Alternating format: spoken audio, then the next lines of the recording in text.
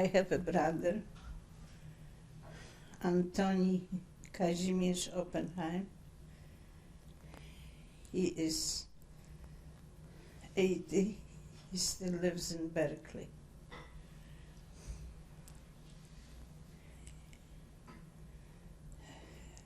I recently met a person that counts people, relatives, and said that the German killed 31 of his relatives. I never counted.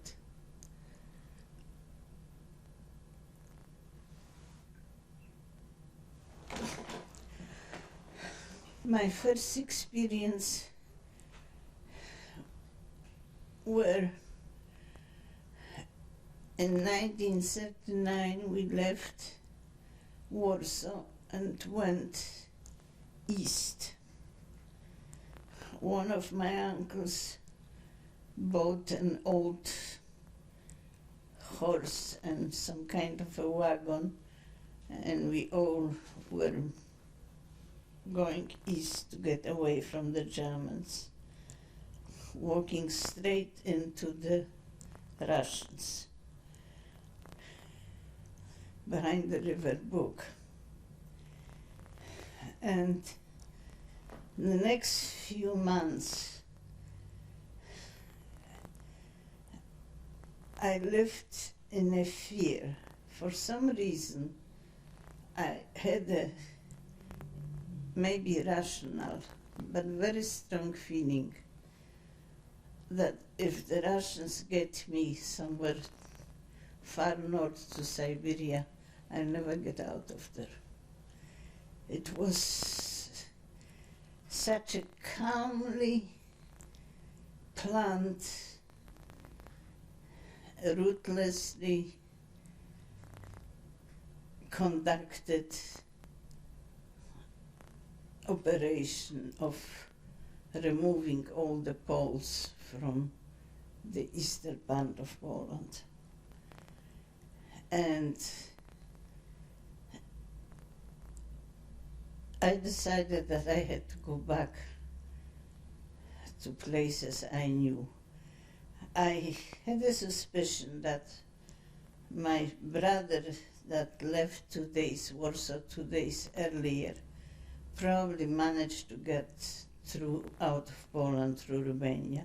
I wanted to follow his steps, but having no money, no support, and my mother wanted to go back to Warsaw because she left everything, and being a very wealthy widow, she felt she should go and try to save what she could. She left earlier and left me, and she said she will come back. After a few months, it became obvious that nobody was coming back, and this huge Russian space and the time and the very planned execution was very frightening. So I attached myself to a group of people that were going to cross the border between the Russians and the Germans illegally at night, and said I'm going with them. There was some second or third cousin of my mother in a group. I didn't have money, so he said he would pay for my whatever it took to get across back to Warsaw. We took 8 days, mostly sitting at night in the snow,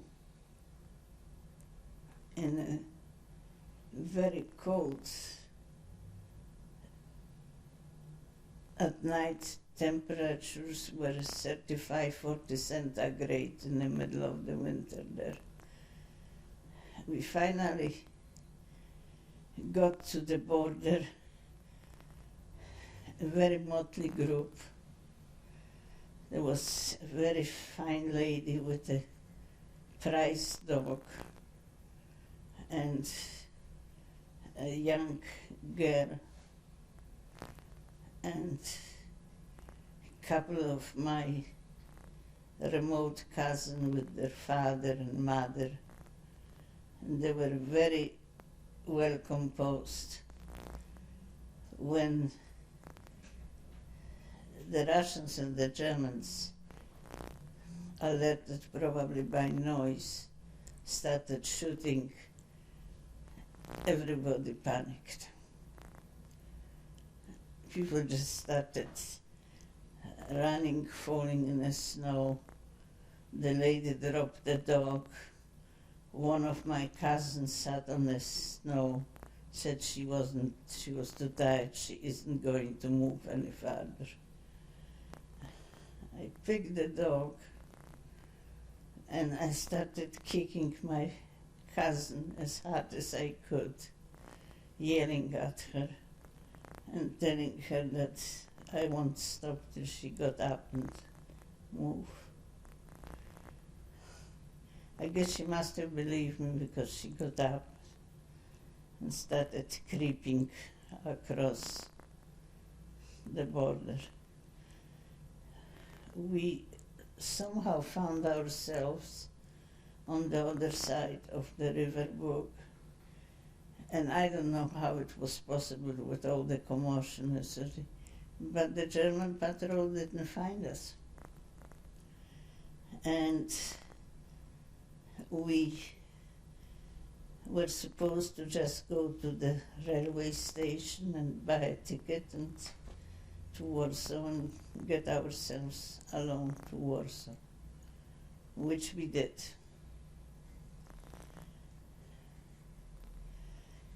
When I arrived in Warsaw, I was horrified how badly it changed. And the worst feeling for me was that my mother was upset that I came. She said I should have stayed there and waited for her. And she was coming back. She of course didn't know how bad things were there, and she of course saw that the situation was the same and when she left several months before. But the Russian atrocities in and around the area where I was convinced me that there was really, when you're occupied by a totalitarian power, the discussion who was better or who was worse was exercised in futility and very silly.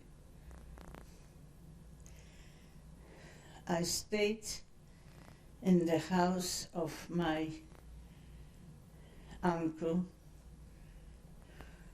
His name was Ivar Mikkelsen. He was Danish, and at the time he was acting as consul for Denmark and had a big Danish sign on his wall that his house was territory of a new, at that time Denmark being neutral country, and nobody had access there. However, I couldn't stay there. So after a cleaning up,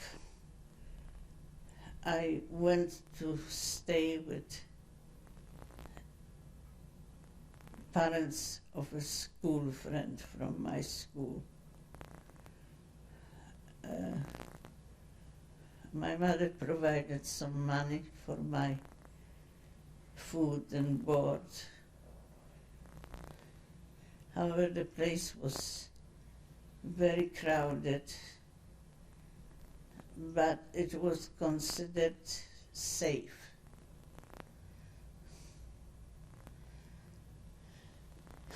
I was supposed to stay there a very short time. I don't remember how long I stayed there, but I think it was much more than a year. The situation in Warsaw started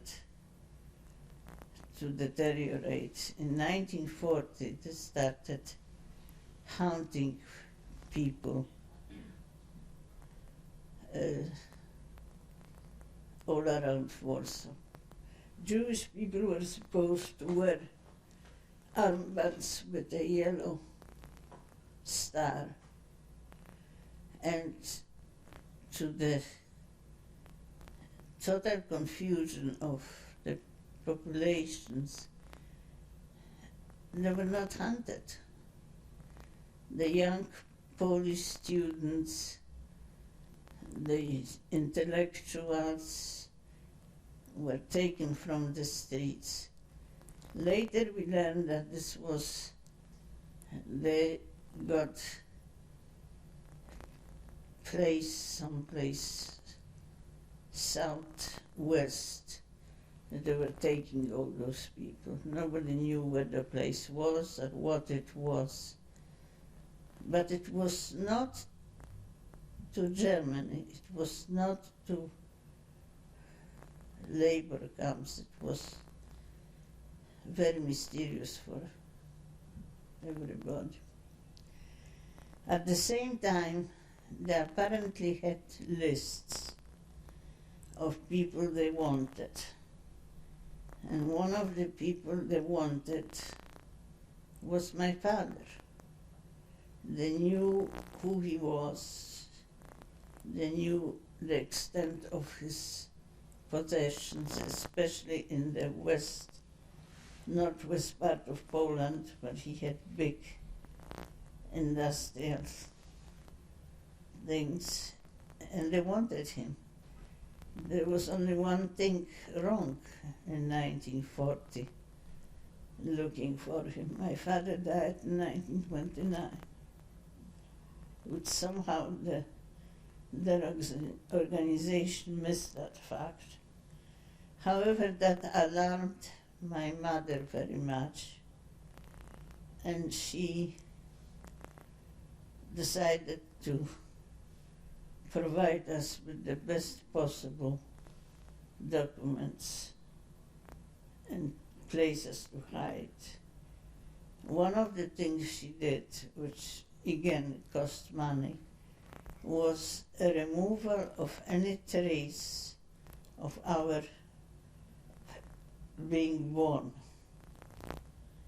Since my brother was gone, we assumed he got out of Poland. We didn't know. It was just left my mother and me and some other relatives. The people really in danger at that point were the selective people that the Gestapo was looking after, like my father. So my mother destroyed any trace of her and my birth. It required cooperation from people that worked in church, in the parochial book, the page had to be removed there. Also in a city, which she explained to me, which I didn't know, besides written records, they had tiny fireproof plugs, like little tiny bricks with people that were born and they were placed there at the time of the... That had to be removed, and that was very difficult and very expensive.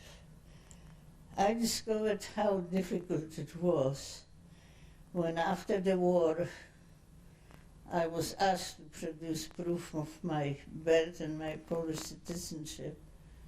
No matter what I did, I couldn't find trace that I ever existed any place. So as far as the communists was concerned, I didn't exist. And at the same time, they started, that early they started prosecuting individual people. The oldest sister of my mother, Dorota, her husband and 2 sons were first attacked. They took one son, the older son, Joseph, and the uncle, to the Gestapo for unknown reason. When they came to my aunt's house, the Gestapo was very brutal and was breaking things. And my aunt was very composed, and she, at one point, the Gestapo man grabbed a very beautiful Chinese vase and threw it on the floor, breaking it. My aunt very calmly reached for the matching other one, handed it to him and said, "Would you like that one too?" Apparently that stopped him. He didn't expect that kind of a treatment. So after a few more threats, they left with my cousin Joseph and my uncle Jacob. The next thing we heard about them, the other son, Stanisław, was promptly went into hiding. My aunt decided to stay home. The next time we heard about Uncle Jacob, cousin Joseph, were, when blood-splattered clothes were delivered to my aunt as the possessions of her husband and son.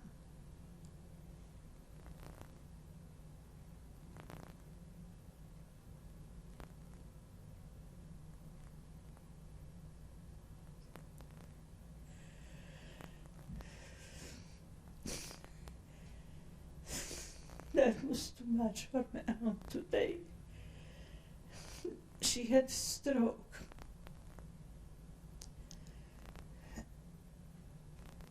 And she was lying in bed. The Gestapo came and dragged her off. My mother and my Aunt Helena, that was the aunt married to the Danish consul, got money and bribed whomever they could, and the best they knew how. And they used any access and any bribery they knew how. Somehow, I don't know how, they managed to get what was woman barely alive and paralyzed back. She obviously couldn't be home because there was something about faking her death in jail or something.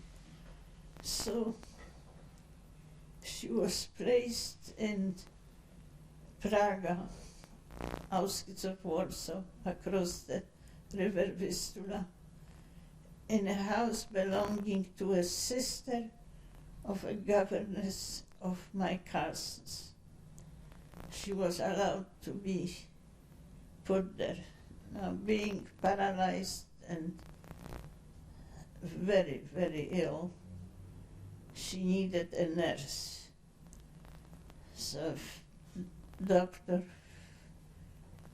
Joseph Rydiger, who was a friend of the family and a docent of the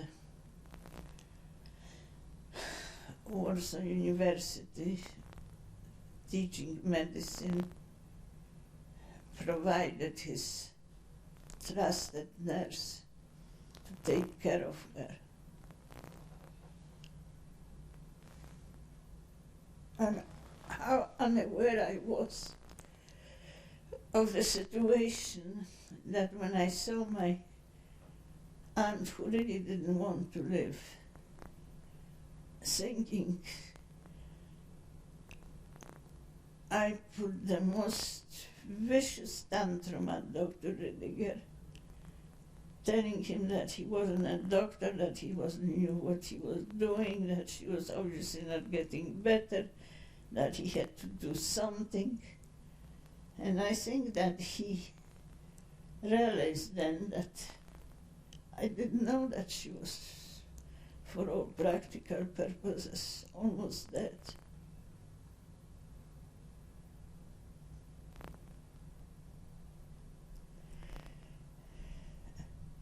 This was, for me, one of the introductions to the reality of the war.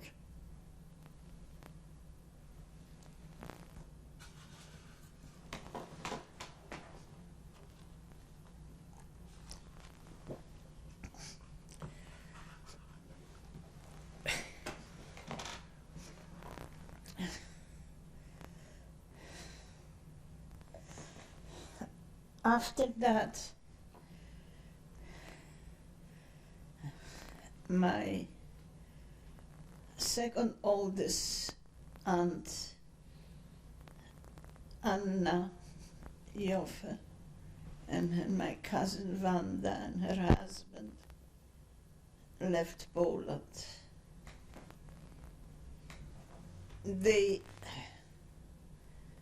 I don't remember exactly how they left, but they somehow managed to get out. The next sister was Aunt Barbara Muszkowski and Uncle Jacob Muszkowski and their son Jerzy Muszkowski.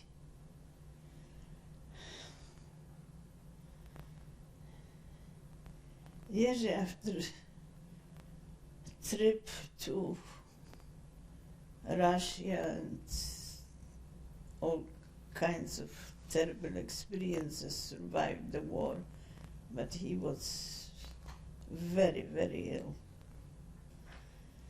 Aunt Barbara and Uncle Jacob didn't. One of these the Gestapo came and nobody ever saw them again. No trace was of their being arrested, although the janitor of the building saw the Gestapo taking them, in spite of money being used and influence, and my uncle being a Danish consul, inquired. No trace was ever found. They just disappeared. No letters ever came. The niceties of returning blood-spattered clothes, the Germans gave up. There were just too many of them to quit returning the possessions to the relatives.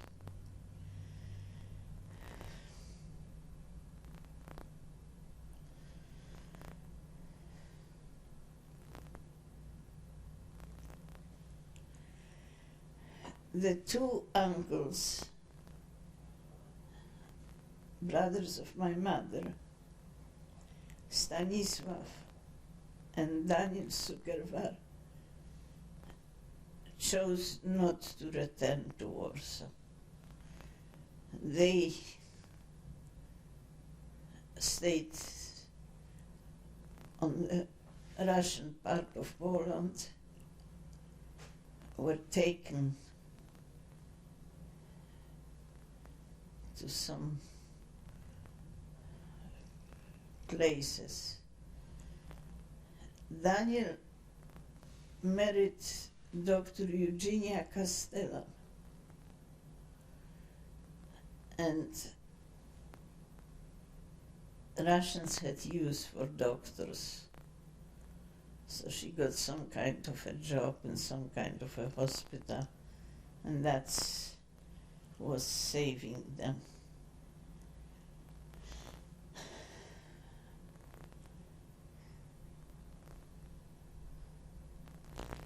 Stanisław and his son and my cousin Antoni went to some kind of a camps, work camps. They were very hungry there, I understand, after the war, went through a very difficult times, and the whole group came out when America signed Lend-Lease agreement with Russia. One of the points of that Lend-Lease agreement was that any Allied citizens that wanted to join army to fight the Germans were to be allowed to leave Russia. And people, literally starving to death, crawled south to get to Iran, to just get out of that place.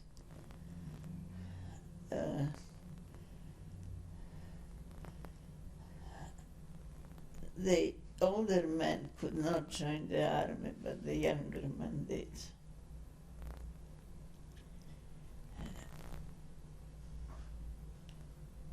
The oldest cousin, Stanisław, was not so lucky. He got taken to Russia to some work camps.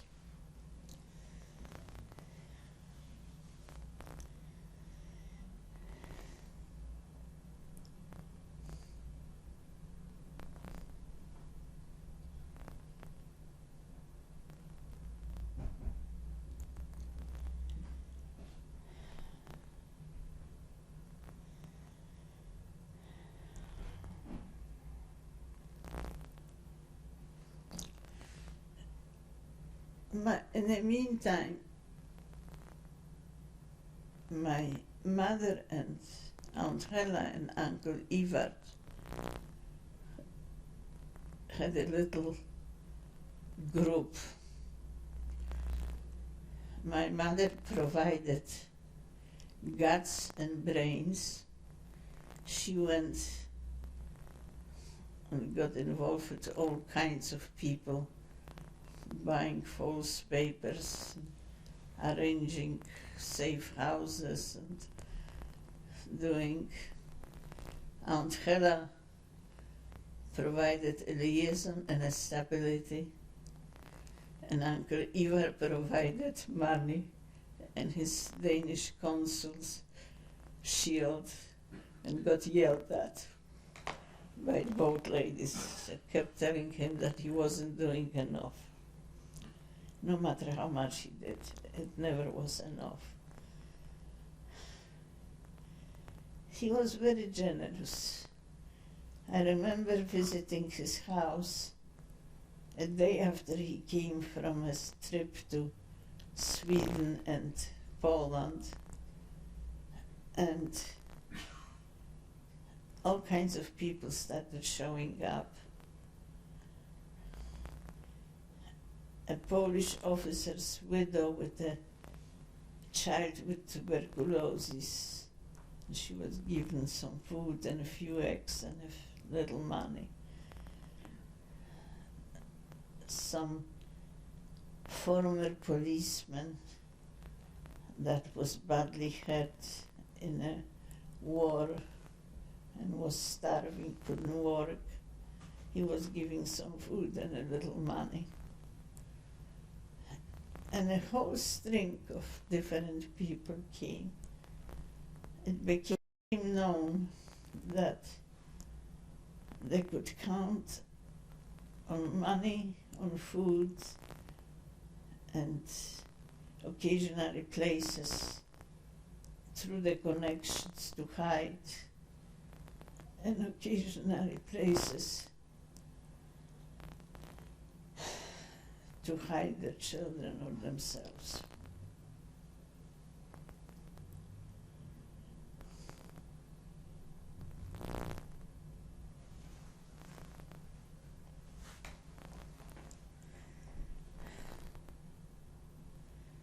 There was still a younger sister,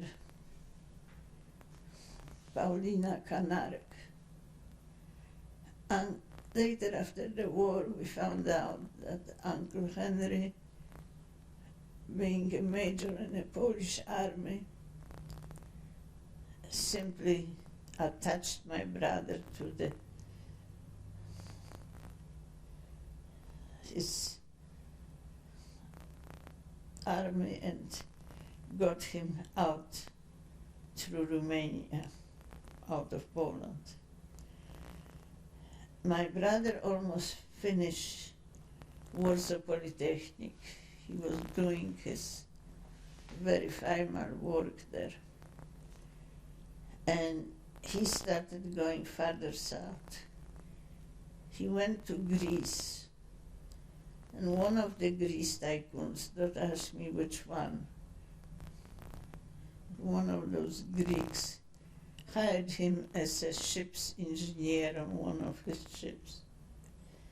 Became actually very impressed by him and wanted him to work. But my brother always took it till he got to Spain. Once he got to Spain, he decided he wanted to join the Polish army in England.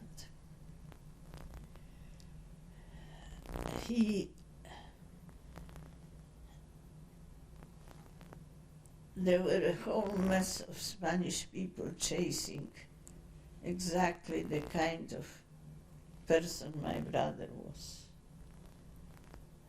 They were pro-German, and anybody that wanted to go and fight the Germans, they put in their concentration camps. Or, which was worse, deported them to the hands of the Germans across the border. Somehow my brother found a lady named Carrega who was hiding him in her home. He even managed to get a letter sent to the Polish embassy in London. And how the letter ever got, but this was the first time we got a letter that my brother was alive and that he was planning to join Uncle Henry, which by then we knew that he was in England.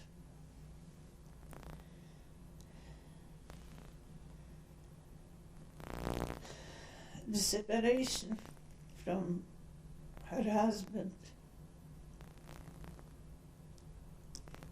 was very, very hard on my youngest aunt. Her older sisters and brothers always treated her like a baby, were indulging her, and she grew up to be a woman baby. She was very kind and gentle, and given a little bit more room, she would have been all right. But the war, separation from her husband, inability to explain it, maybe the family was very wealthy, which means that a person like a man, my aunt, had a cook and a maid and a young woman to help her write letters and do things, and a nurse for the child. And basically she didn't have to do anything. She just had to look pretty, and if she really wanted to do something serious, she could go to a coffee house and have a cup of coffee and gossip with her friends. So finding herself in the middle of the mess, she was totally unprepared for. My cousin Tomasz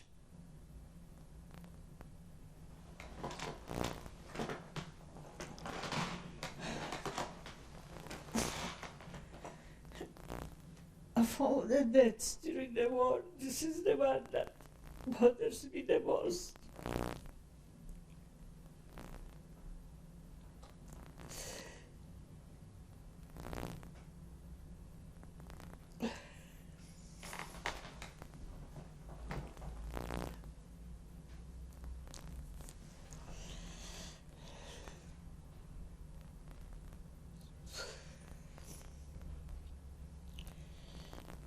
Thinking of the Germans murdering a boy that was born in his teens.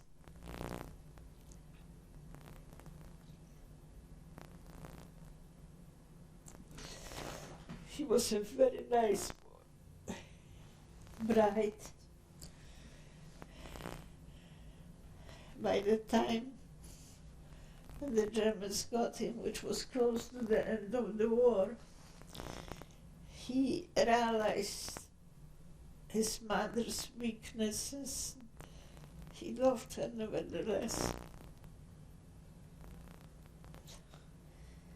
The last time I saw him, I was in a hurry to go to a meeting, and he looked tall, skinny, and hungry. Usually when I met him on the street, I would talk him into going and having something to eat with me. But I was in such a hurry, I didn't have time. So I just gave him some money and told him to buy himself something to eat. And next time when I see him, I will sit with him and we will talk.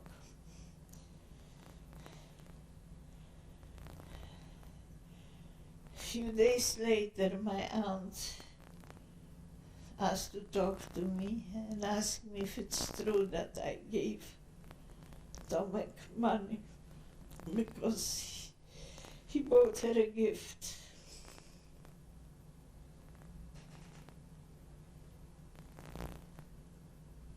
She knew he didn't have any money, so she got very alarmed where the money came from. Finally, under the pressure from his mother, he told her that I gave him the money, and she wanted to know if it was true.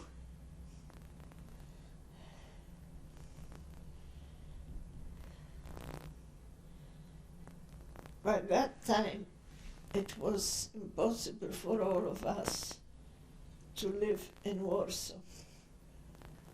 So that was after my first arrest by the Gestapo. So we were all in Krakow.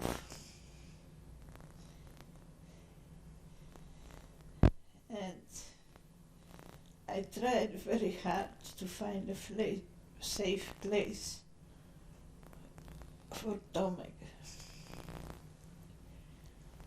I had friends in a Catholic priest's house where Prince Archbishop Sapieha and his top priests were, and I asked them to hide him there. But they said they couldn't, because the Germans were just waiting for some. They were very much watched. and the Germans were just waiting for them to give them an excuse to take the whole head of Polish church, which was shoot them. They used less of an excuse to shoot them than hiding a Jewish person at that time would provide them. However, my friend, Ksiądz Bronisław Mazur, told me that although he cannot hide him in the house in Kraków, he will find a place for him, which after a while he did in some village outside of Kraków. There was an elderly priest with an old couple that were doing the housework. The couple was getting old, so under the excuse that they were too old to do gardening, he was supposed to go there and be kind of a helper. He was a tall boy, looked older than his age, was supposed to be a gardener's helper and help them. However, we ran into an obstacle. The condition of the priest hiding him in this thing was that nobody will know where he is. I had to promise that I won't say that they were hiding him. My aunt wouldn't agree to it. And when I tried to argue it with my mother and the other sister, they told me that she is so emotionally brittle that if I separate her from her son, she won't be able to stand it. I argued and argued and I lost.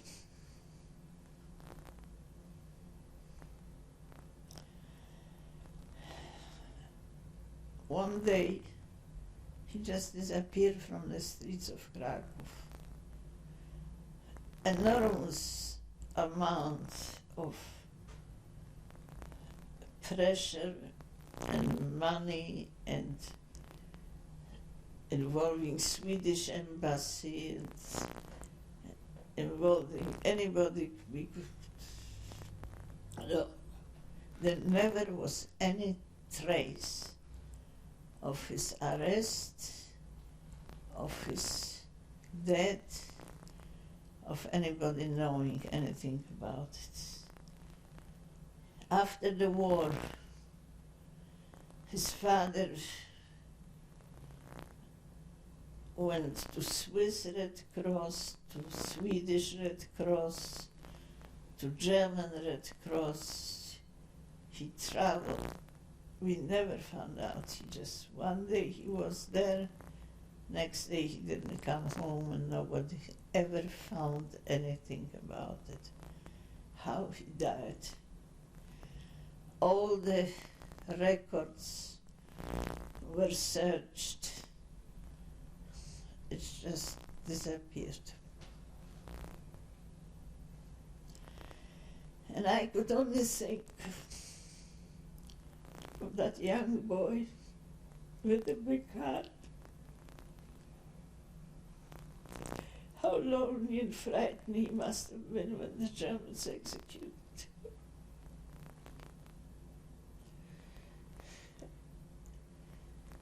And when people tell me that I shouldn't be angry with the Germans, that's probably one of the things that I cannot forgive, and I never will.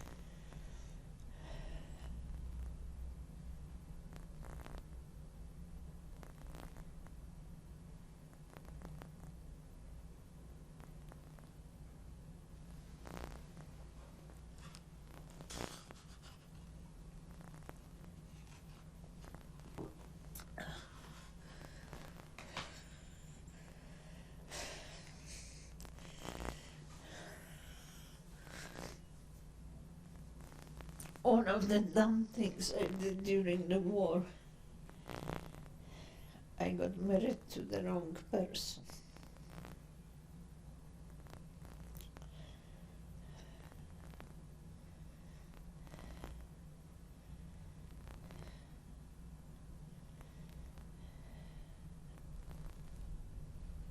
It couldn't have possibly worked. Our backgrounds were so different. Our attitude towards life was so different. It's maybe there was the loneliness, maybe it was the hiding in different places for weeks on end.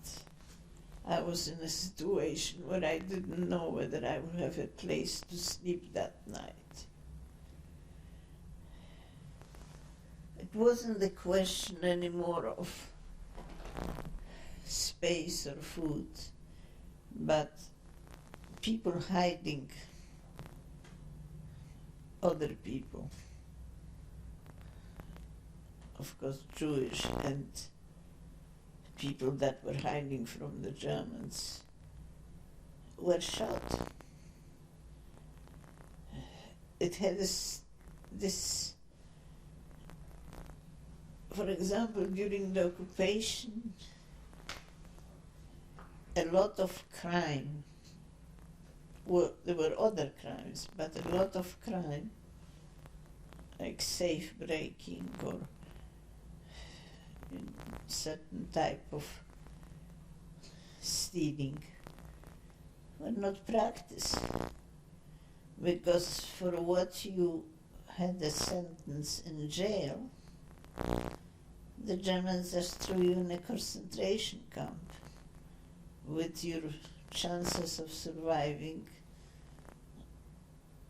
So it just wasn't worth it to commit any crime.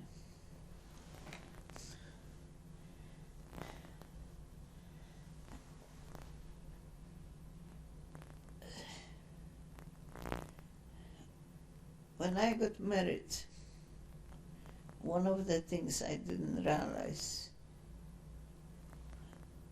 was the strangeness of the person I got married to.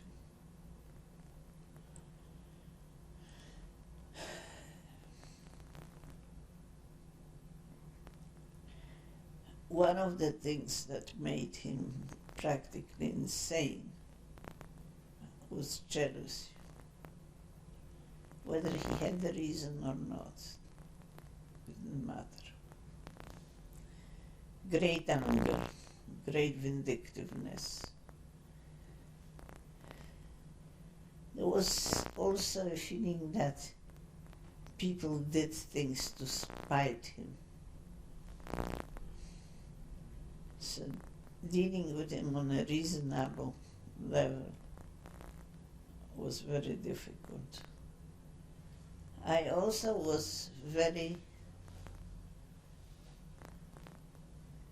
lonely and very tired, and I had no patience. That whole horror of the war started to penetrate to me, and I started looking at friends of my brother, at my school friends, and people disappearing, going to concentration camp, never coming back. My tolerance for what I consider silly behavior was not very good.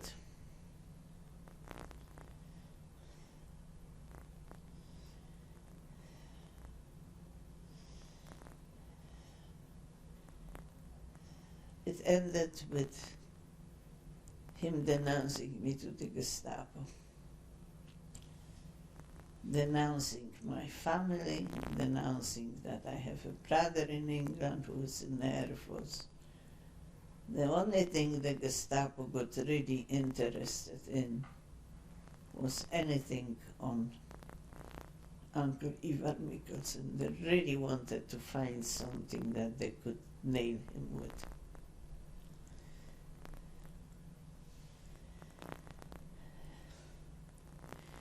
The strangeness of my staying in the Gestapo Alea Szucha in Warsaw was that although I was, or considered myself, a grown-up married woman, I still had my childhood teddy bear in my pocket. Gestapo naturally very carefully cut him open to examine what was inside. They were convinced that I had all they got was old stuffing, and over my bear died a very gallant death at the hands of the Gestapo.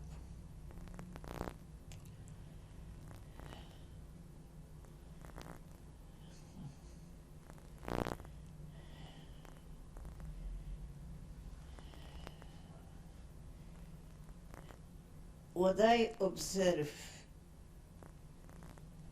in Alea Szucha was the mechanical efficiency and lack of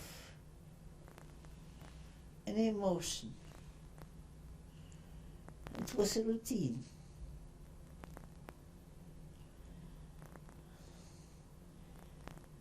There were a few more people coming there because of the unusual situation that a husband denounced his wife.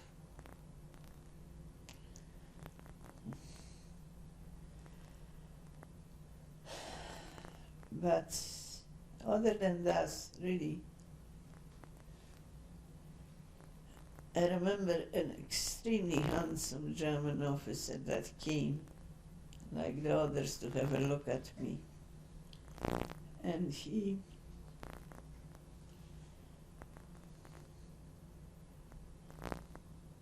looked at the papers that the statesman made, and then he says, "Okay, finish." At which point I was transported to the basement of the Gestapo building, put in this very strange little, actually cages. And from which I was transported the following day to the prison, Pawiak in Warsaw. There was a moment when we were driving they transported prisoners in lorries, covered, military lorries covered with tarps. And I saw a street going down from the main drag. We stopped on the lights. And I thought, if I jump out of the truck and run as fast as I can, I may be able to get away. After the war, I found out that this was a place where apparently many thousands of people had the same thought. So the Gestapo had soldiers planted in the recesses of the building just so they could shoot the prisoners there. It was built into the whole operation with typical German efficiency. I got to the prison, and there I was several hours. I don't remember exactly how long. Since I got a beating, I had concussion and knocked out teeth and broken bone, broken base of the skull.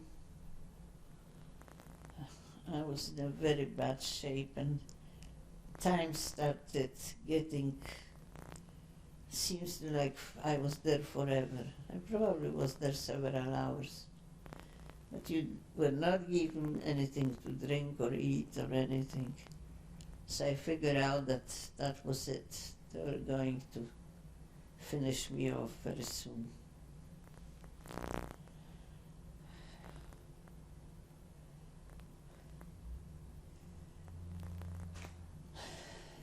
And I think I made a decision probably at that point. I said, I'll be done if they're going to lead me like a cow to a slaughter. I'm going to run or fight or do something. I'm not going to get killed lying down. I'm going to do something. This will be, the result will be the same. I'll be killed. But at least there will be a more gallant death. Sounds crazy, but being into the middle of the war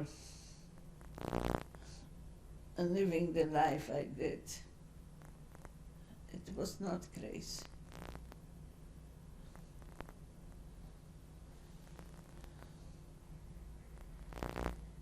When I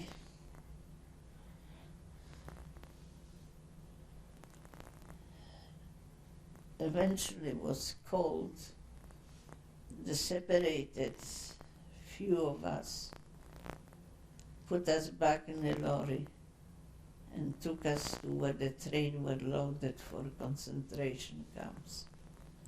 Basically, at that point, the camp to which they took people was not really concentration camp, it was just extermination camp. People were taken straight from the train into the gas chambers and executed. While we were unloaded in a basement cellars of the Gestapo, our guards were SS-men from Latvia and Harvats. You could understand the language. If you listen very carefully and they didn't speak very fast, you could catch some meaning. But it wasn't easy. Well, they were entertaining themselves. They will separate a group of prisoners, walk us through a blood-spattered basements, put us against the wall, do all the pretenses that they're going to shoot us, and then nothing happened and they were laughing hysterically there. So it was very funny.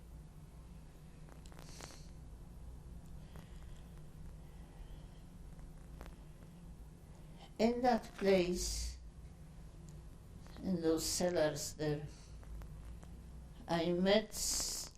my mother never, after the death of my father, never maintained a very close contact with his family. Somehow somebody mentioned name Oppenheim, and I asked, you know Oppenheim? We discovered that we were second cousins. It was a young couple. They were very nervous. And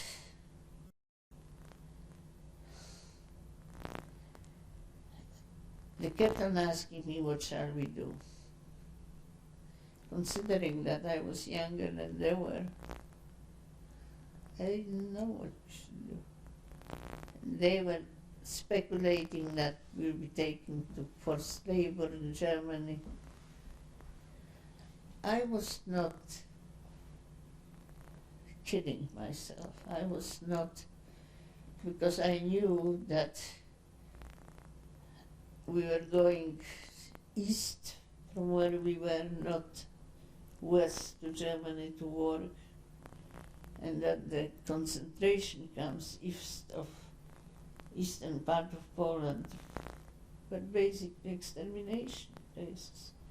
People were not taken there to work or any place else.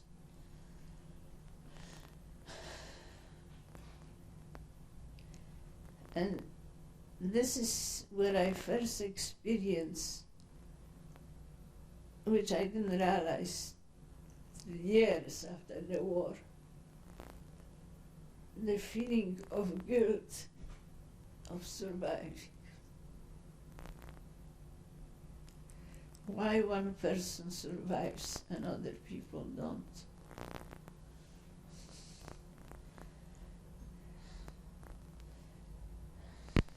The young Polish couple, the Oppenheims, didn't survive that trip. Well, in that basement, I decided I'm going to run. The Germans can shoot me when I'm going to run. If you ask me how it's possible, I couldn't explain. But the wall where we were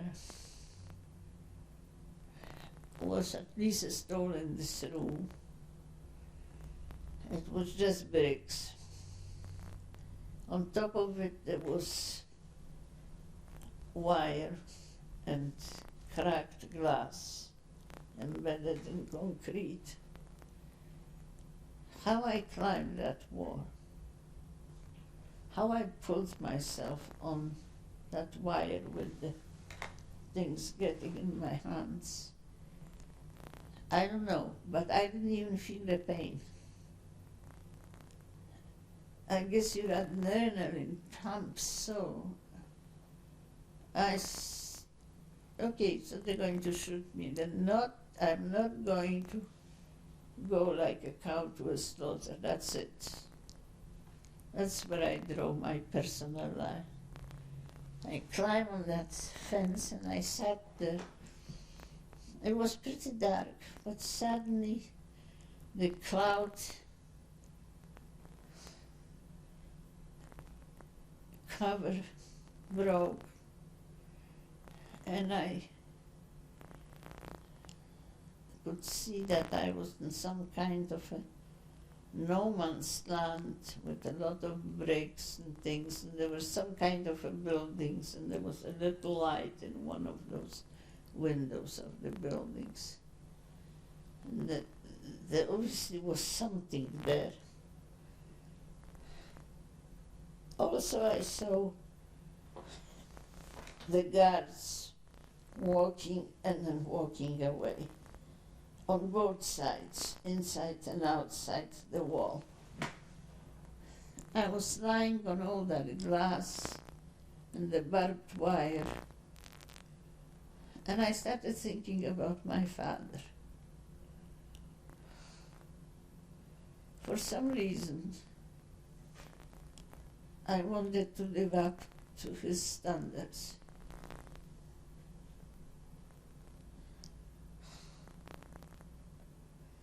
So when the guards went this way and a cloud came over the moon, I kind of jumped from the wall on the other side. Didn't break a leg, didn't do anything, just got scratched very badly. And headed for the building with the one little light.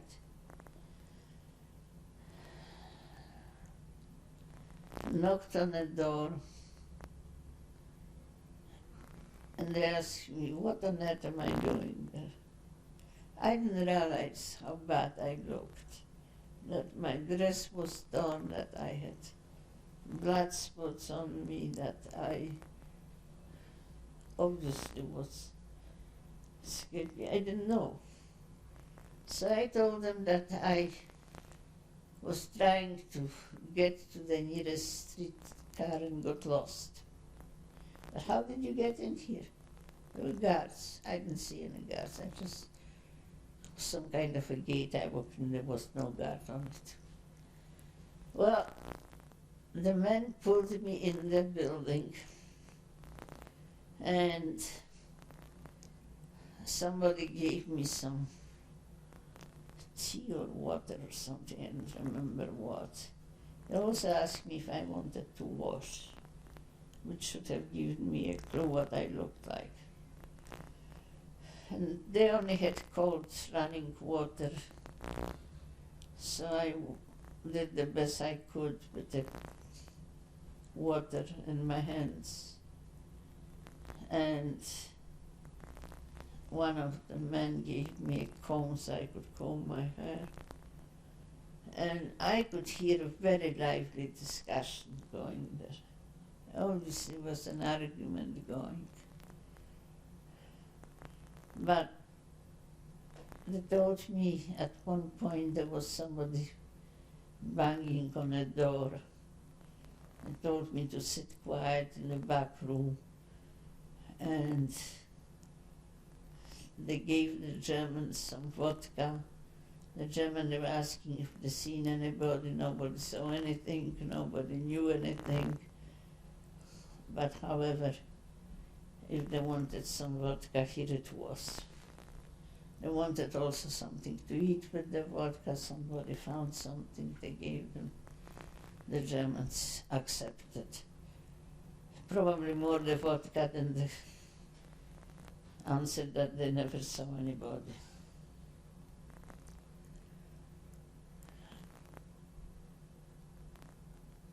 Then there was another conference, and somebody said I needed some kind of an overcoat. All the men produced their overcoats, and one of them could possibly a woman's raincoat, so I said I could wear it out. And that the workmen that came there in the daytime will come at 8 o'clock, and then when they will be leaving, I could leave with them. They will take me in the middle and I will get out of them. Which meant, since the German counted heads, that one of the working women will stay to the next day or somehow get smuggled out, and I will go out to their place. One of the men, I heard his name, was, I discovered, a nephew of a famous Polish writer, and I happened to be friends with his cousin, which was the daughter of the writer. His name was Melchior Wańkowicz, and her name was JANINA Wańkowicz. And I don't remember the cousin, the boy's name that was working there, but he was one of the ones that was most active in providing the coat and the comb, arguing of the technique of getting me out of the thing. The following day I got out with the women working, which took me kind of in the middle. One of them gave me a scarf which I tied, and once I got out, all I had to do is go on a streetcar and get myself out of the district. I knew I shouldn't go to my aunt or anybody else where I was, because I didn't know how far this Gestapo business went. If they wanted to, they could be pretty efficient. So I went to somebody I knew that lived very close, which was also good, because I really by then realized that I didn't look like an average person on the street, that I had scratches and bruises and my face was swelling. that somebody could spot me. The man was a Polish policeman who was hiding, because at that point the Germans discovered that the Polish police was not reliable and they couldn't really count on them, which they thought in the beginning they could. And they started sending them to death camps. So they went underground like everybody else in the German paradise. I never saw anybody so shaken up in my life. When I rang the bell and he came, he took a look at me. This big, old, experienced policeman started shaking like a leaf. He started saying, "Who brought you here?" I said, "Nobody brought me here. I got here. How did you get out?" "I escaped." "How did you escape?" It's a long story, just, "I need some water." "Where is my mother? Did they arrest anybody else?" So finally he got somehow hold of my mother, which very wisely decided that I couldn't show up any place near my family, that the best thing for me was to be dead, stay dead. So that was the day I died for the first time. Well, some people are like cats, they have more than one life.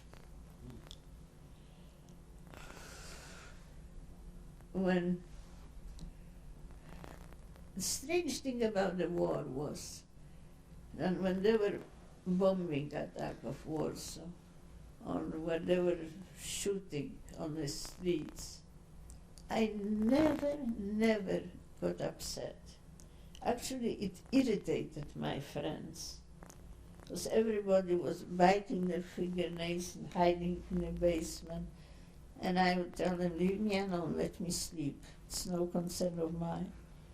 I had the same feeling as I had with Russia, that if I get there, I never get out. I had this feeling that shooting and bombs, that's not it. What can do me in is people, Gestapo, police. Somehow I didn't think that just bomb, that this is where my destiny was. And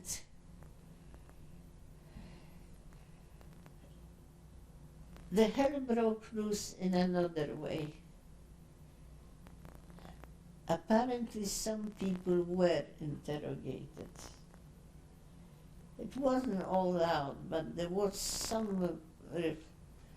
So the Polish underground sent a person to talk to me and find out what happened. Which I told him. But I started having this built up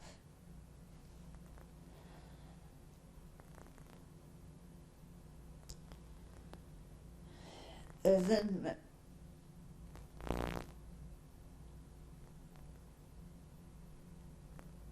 to telling people about being raped for fun.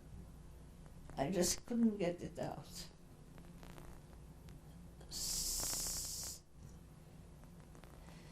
This friend from underground of mine wanted to know how I found myself in the Gestapo, who denounced me, who else did he denounce, and so on.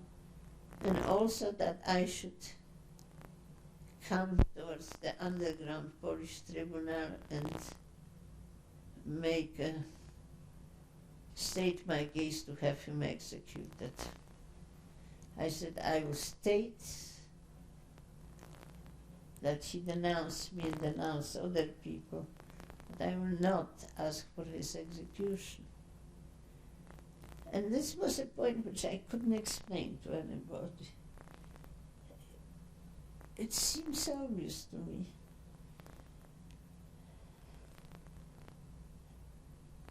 I was the one person that could benefit by the death. It was my great interest to get rid of him. Therefore, I should do it. The people sitting on judgment and, if necessary, execution should be people doing it for the principle, not a person that has personally a lot to gain. And basically, in this particular situation, nothing to lose. And for some reason, people thought it was very peculiar. You should have a feeling of vengeance, of getting retribution, getting even, but not when so much was your personal self-interest. I felt that my judgment was to present the facts. The rest wasn't for me to make the decision. I had too much to gain and too little to lose. Couldn't explain it. I don't think that the people that I talked to understood what I was trying to convey.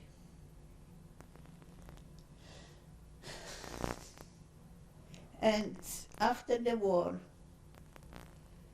I met people that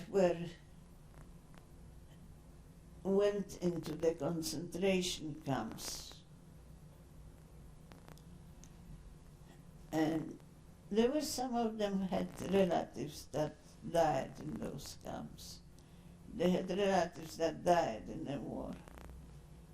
And talking to them, I found out that they went gung-ho. I'm going to do what they did to my people. When they found themselves there, they didn't. Because to murder somebody, you have to be born a murderer. You cannot make murderers out of ordinary people. Not even soldiers that had families and relatives killed by the Germans. The people that were enjoying killing people in the war, they were special people. They were just not ordinary people.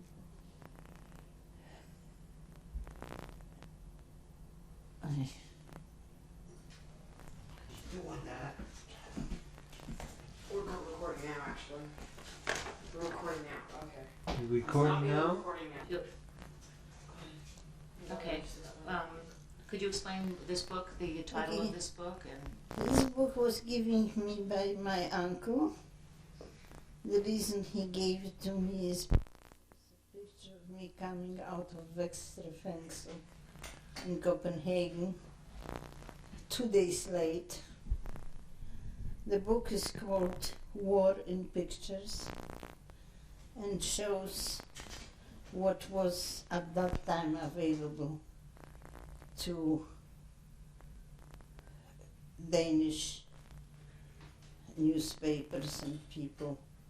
Eventually the archives got bigger and there were better books produced.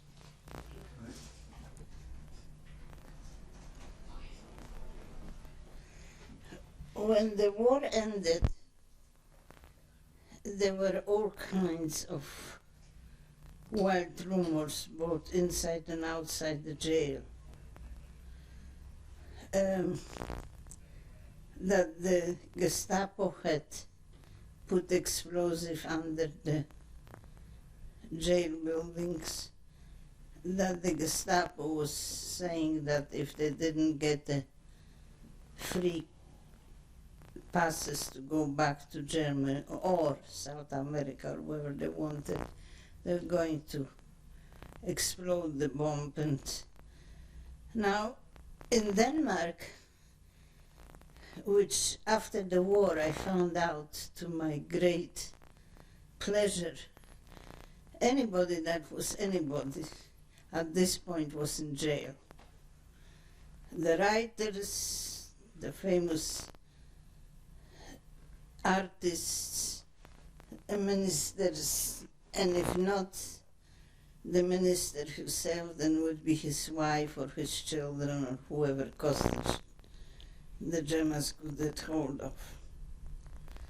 So after the war I found myself that every place I went somebody would recognize me and things were done, just no question asked. There was rationing of chocolates, and I was going to a party and I came with my coupons and I said, I want this box of chocolates. That you don't have enough coupons. So I said, well, what can I get? And they showed me a little measly box and said, that's all you can get. I was stood there very unhappy. I saw some man in the back and the sales lady disappeared for a second and said, you can have anything you want. So I said, what happened? The place that was making chocolate is the most Danish famous chocolate factory. Several generations old. Mr. Anton Berg said you can have anything you want. Who am I to argue with Mr. Anton Berg? But curiosity got to me, so I realized it was the man in the back, and I said, why? And you see, the jail is like many jails, stories of cells, and in the middle is an empty space. And then there are the walkways along the cells. Well, there were about 6,000 or 7,000. We were terribly squashed. A jail that was built for much fewer people, so in single people jail there were 3, 4, 5 people. The jail had population of many thousand men, but there were about only 130 women. And so we were just one side of one of those walks when we were all squashed. And I got very ill in jail. I ate some rotten fish after several days of not eating. They gave me some rotten fish. It was still in the Gestapo lockup. And I ate it. And then strange things started happening to me. I started having open sores all over everywhere. You know, I still have scars from them. So this is a picture of you coming out of the jail with other women? So what happened there was that I threw the doctor in the jail was a veterinarian. We had, all the thousands of prisoners had a veterinarian dosing them with medicine. It worked. But anyway, he gave me a special diet because I was very ill and I started getting more ill. And that was too much for my cellmate and me. So from my war experience, men suffer much more from lack of food than women do. For some reason, they cannot tolerate lack of food as well as women can. So I started throwing things to the men. And I got very good on. I started with a piece of bread, then a piece of sausage, then an onion. Eventually I got so brave that on my special diet prescribed by prison doctor, the veterinarian, I threw a bottle of milk several times. I always had the vision that one of those days the bottle won't seal all the way and will crash in the middle there. But I not only went, but the man caught it. No matter how badly it was thrown, they managed to caught it. And he was the Mr. Berg, who was extremely wealthy and the head of this business all over Denmark, recognized. Okay, could you tell us about this passport? This is passport of my aunt, Dr. Eugenia Castellan Zuckervar, who was married to my uncle Daniel, and they were the couple that I told that left with Lenten lease deal, they left Russia, from where they went to Africa, to Rhodesia, where she eventually became a head of a hospital there. And then when things became very, very difficult for white people, she came to England, and after staying in England for a while, came to United States. Before you put the sound on, there's something here with going to South Africa. Okay, can you tell us about this passport? This is a passport of my uncle, Daniel Zuckervar, which he obtained in Tehran before going to. Okay. This picture was taken by Richard Wolski, who was in a Polish army right after the end of the war, and he supervised, among other jobs, the recovery of the bodies in concentration camps and making of identification and, if possible, and graves. He told me a very strange story. He was very angry, so he made the Germans, which were doing the physical war, come in dress uniforms and white gloves, because it was a funeral with, as far as he was concerned, parade uniforms. Of course, the Germans got filthy, and each night they went back, and next day he demanded that they come spotless, because in parade uniform, because the dignity of the dead required it. This is also a picture of Richard, taken at the same time as the other pictures, and he entered it at the exhibit of photography in Frankfurt, Germany, after the war, and he got a first prize for a portrait for it. I think it took the most expensive, things like that you will have to pay with dollars in gold, coins, or diamonds, and amazing how people learn the value of those things. The black market, amazing how people knew exactly which should cost what. I was amazed. And could you state for a second what this piece of paper is? This is a birth certificate on which the base for her to get a passport and have any documents, you know, later. Now the thing was that you could, with a good false birth certificate, you could obtain a good passport or everything. They didn't have to be, because the Germans got very good at spotting false passports or false IDs. I worked for a while in the underground with a section that was making false documents, and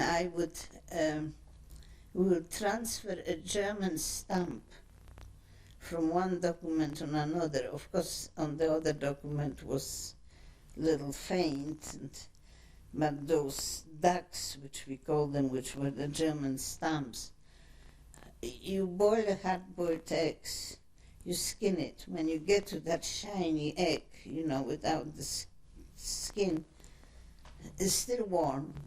You roll it over the stamp, and then you roll it on a paper, and it picked up some of the ink, enough to, of course, give it fainter, but a real stamp.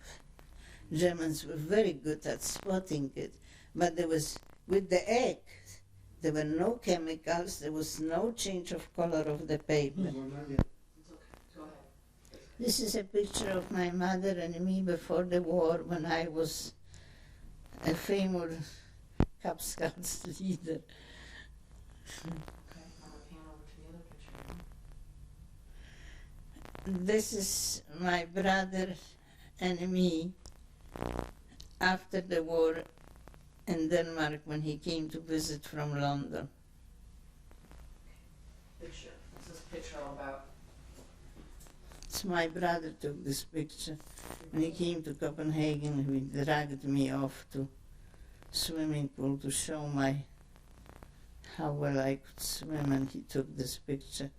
He was standing outside and I was trying to come up. This picture of me was taken by a fiancé of my governess, and we went to a local park, and that's the way he wanted me to be. Okay. This is a picture of my mother. This is your mother here, right? No, this, yeah.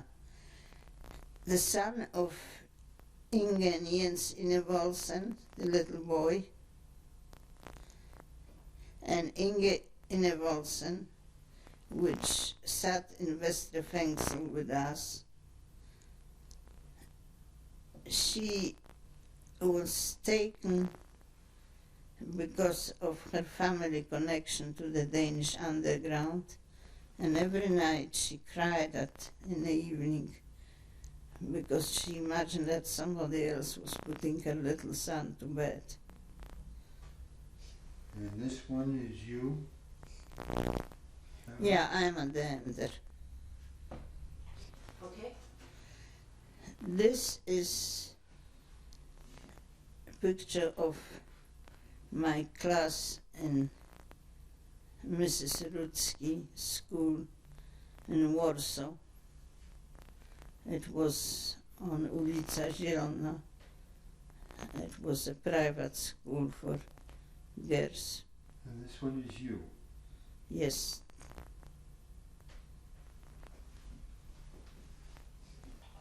Okay. This is my cousin, Tomasz Bogumił Kanarek.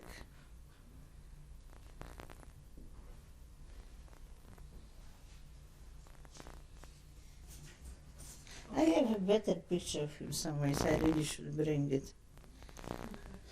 Much better.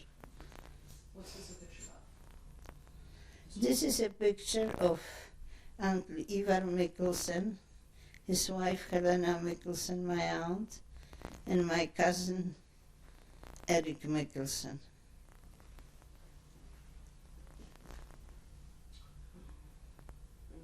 Before the war?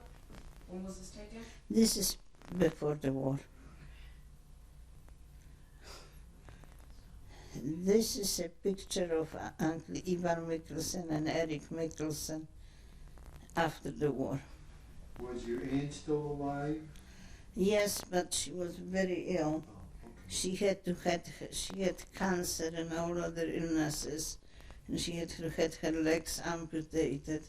She had a terrible, her health was terrible. She suffered a lot, and unfortunately it took her a long time to die. With Get this focus first. It's focused, it's autofocus, it's not. No, I mean, in, It's not the middle. not the middle. That's okay.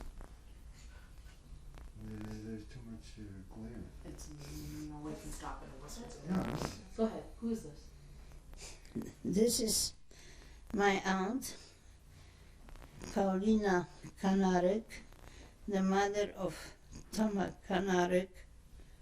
Picture was taken after the war. Okay. This is a painting of my oldest child, my daughter Christina, made in New York when I arrived from England to America. My uncle Elias Kanarek painted it as a gift to me welcoming me to United States. This is Dean Swift, my husband, when he went into the Air Force before he was sent to England to fight the war.